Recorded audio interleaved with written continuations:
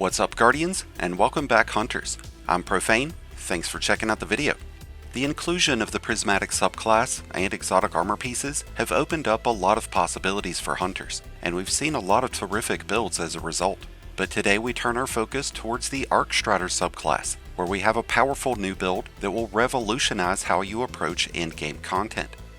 This build is designed to keep you alive under the harshest of conditions, with greatly improved damage resistance, and you'll have a ton of overpowered abilities to dominate any activity you're jumping into, even if you find yourself 15 or 20 levels under. This is thanks to the new exotic chess piece called the Gifted Conviction.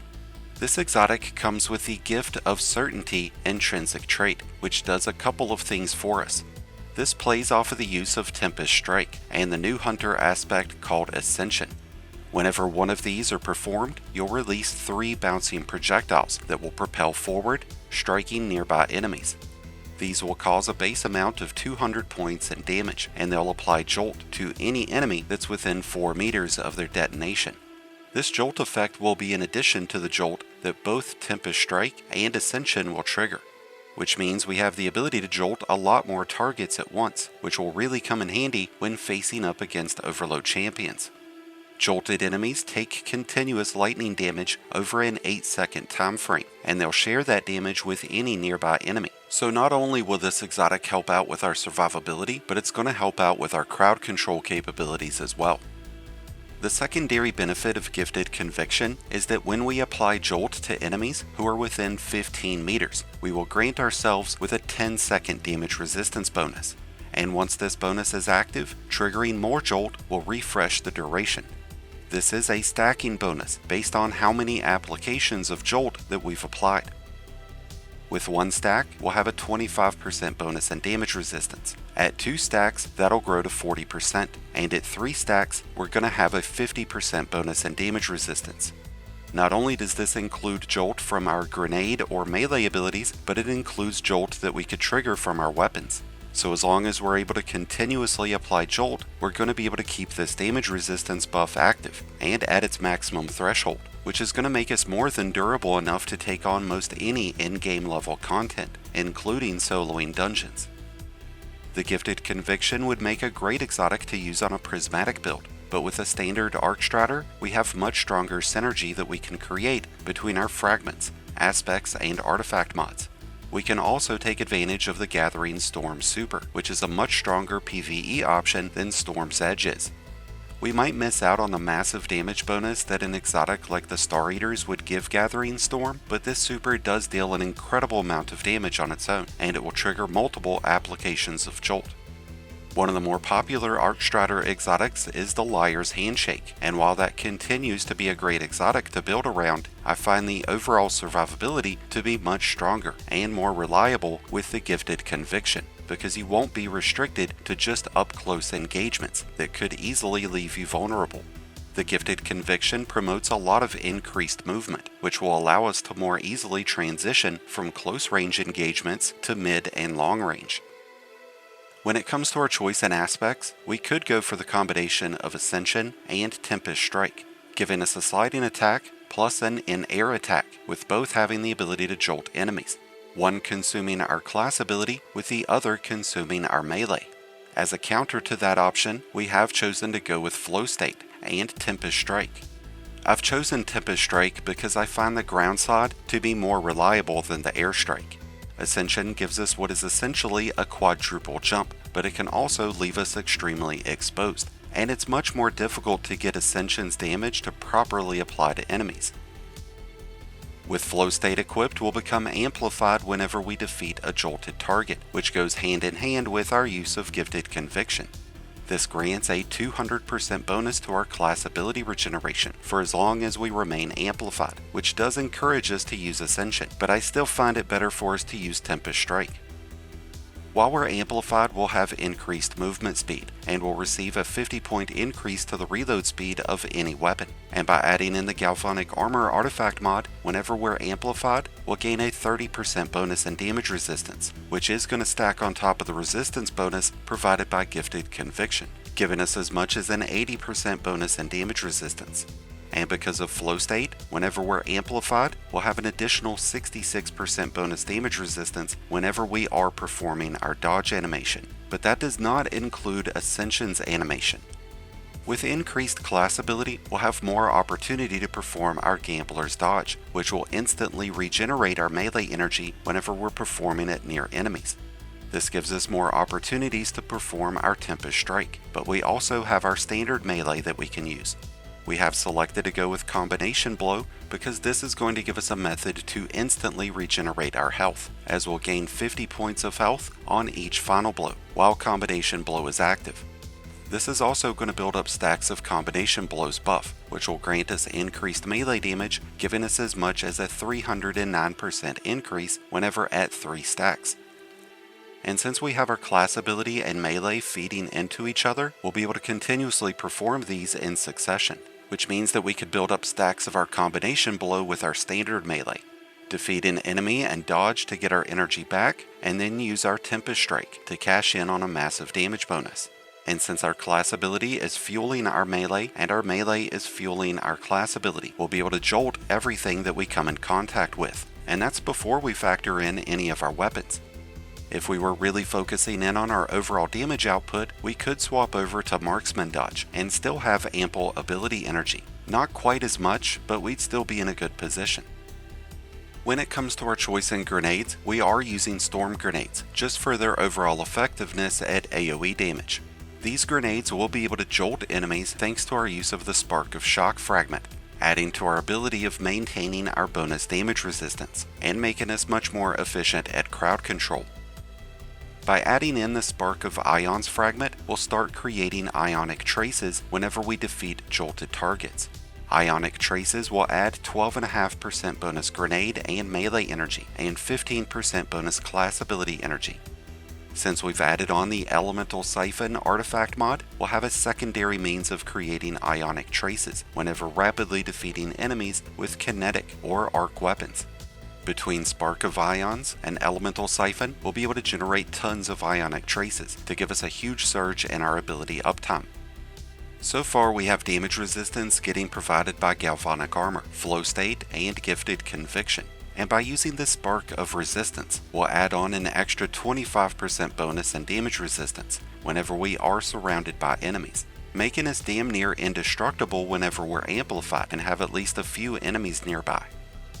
The last fragment that we're using is Spark of Feedback, which will directly impact the performance of our Tempest Strike and our Combination Blow, as it will grant a 75% bonus in melee damage after we receive melee damage. This will only activate if we're getting swarmed and pushed up on by aggressive enemies, but it'll help us get out of those situations more easily. We've mentioned a few artifact mods already, but now that we've covered our class tree options, let's go ahead and take a look at the rest. We are using Shock and Awe, which will work out beautifully with this build, since it'll give us another opportunity to trigger Jolt. When we are amplified and defeat enemies with arc weapons or abilities, a lightning strike will be summoned, and it'll jolt all nearby targets. This can only trigger once every 5 seconds, but it's going to add a great deal of extra crowd control capabilities for us, while also providing us with more reliable damage resistance. To improve the performance of our storm grenades, we are using Shield Crush.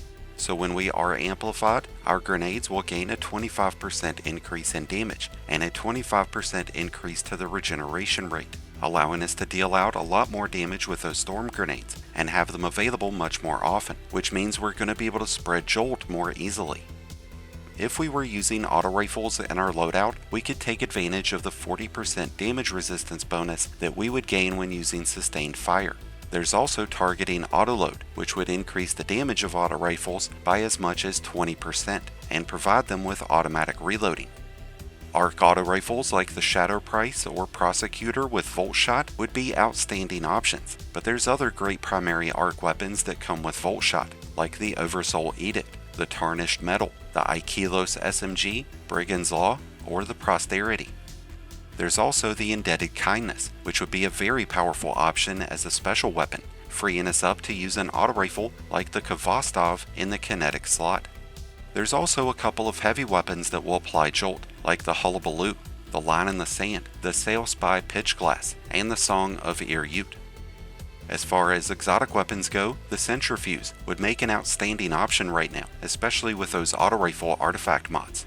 The Delicate Tomb is an exotic fusion rifle that applies Jolt, which would fit in very nicely. The Thunderlord and Cloud Strike would also make great options, as both of these trigger their own lightning strikes. The Ergo Sum would be another great option to this build, with either Arc Conductor or Stormbringer weapon traits. Arc Conductor would give us an overshield, adding a great deal of bonus survivability, but that's also something we could accomplish by using the Risk Runner. The Stormbreaker weapon trait would increase our effectiveness towards handling enemies, as it would create its own lightning strikes after rapid final blows. There's also another exotic that I would recommend using. This might come as a bit of a shock to some, but the Darcy Heavy Sniper Rifle would actually be a very strong play right now. Once you've locked onto a target, you'll deal 35% bonus precision damage, and this is the only weapon that causes Jolt without having to defeat an enemy first. And if you're also using the Anti-Barrier Sniper mod, this weapon will be able to handle both barrier and overload champions. There's a lot of strong options, both legendary and exotic, that will pair up great with the Gifted Conviction. It's just going to be situational based on the activity that you're in. With weapons, artifact, and class tree all covered, there's only one thing left to do, and that's to talk about armor, character stats, and armor mods. We start with our character stats, and the main ones that we want to focus on are going to be resilience and mobility.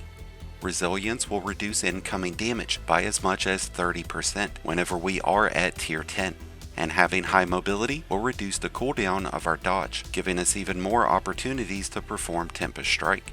After mobility and resilience, I would recommend focusing towards recovery or intellect. Recovery would help our health regeneration kick back in faster. And if we keep our intellect above 30, we'll be in a good position to get our super energy back quickly. Since we've got our abilities feeding back into themselves, and ionic traces giving us even more energy, we're not going to have to worry nearly as much about discipline and strength with this build. But if you were to go with one of the two, I would go with strength. And with the use of a few select armor mods like Impact Induction, Outreach, and Invigoration, we'll have ample sources of extra ability energy getting provided. We're also using the Ashes to Assets helmet mod, so that our grenade final blows will generate bonus super energy. Since our abilities are pretty self-sustaining at this point, we could devote the rest of our armor mods to increasing our weapon damage. And to do that, we would want to use Harmonic Siphon mods on our helmet, Firepower and Heavy-Handed on our gloves, and Reaper on our class item. This will give us orbs that will grant armor charges that would fuel weapon surge mods. And with at least 2 surge mods active, we'll be getting a 17% increase in weapon damage, helping us chew through all those enemies lightning fast. But if we're more worried about our survivability and maybe even our ammo economy, then I would recommend using Emergency Reinforcement on our chest. That way, whenever we go critical, we'll gain bonus damage resistance. And by using a special finisher mod on our class item, we'd be able to generate extra special ammo. That way, if we're using the Indebted Kindness, or a sniper rifle for example, we'd be able to more easily maintain ammo for those weapons. Because of the combination of the Gifted Conviction and this Arcstrider build, we'll be able to dominate our enemies while keeping ourselves as cool as a cucumber, even if we're in Master Law sectors, Grandmaster Nightfalls, or soloing a dungeon. So while prismatic subclasses might be all the rage right now, there's one Arcstrider build that combines top tier survivability with top tier damage output, a build that no hunter should ignore. So if you haven't tried the Gifted Conviction with the Arcstrider subclass, then it's about time you do so. If you've already checked it out, then be sure to let us know what your impressions were down in the comments below, and whether you prefer this exotic with the Prismatic subclass or the Arc subclass. If you need help putting together a copy of today's build, then be sure to check out my Mobalytics link that's down in the description, where you'll be able to find this and a ton of other great endgame builds. Thank you as always for checking out the video. If you enjoyed and found it helpful, then be sure to hit that like button below, along with the subscribe button if you're new. Both are greatly appreciated, and both really do help support the channel. If you're a new Light Guardian, just starting your journey, or a battle-hardened veteran, just looking for a new place to call home, then be sure to check out the Discord link that's also down in the description, and join one of the greatest communities in all of Destiny. And until next time, Guardians, this has been Profane, wishing you all some happy hunting.